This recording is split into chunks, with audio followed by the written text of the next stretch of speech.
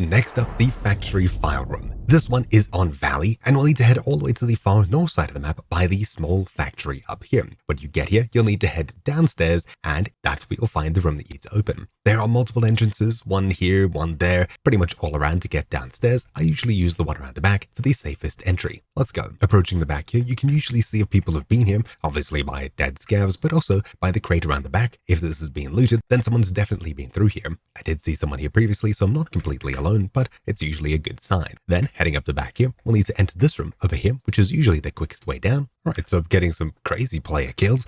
Anyways, what you want to do is head down here, so down the stairs, and we can use the keys down here. Let's do it. What we want to do from this staircase is run all the way to the end, across to this entrance here. Head in here, then down the back, and all the way to the right here.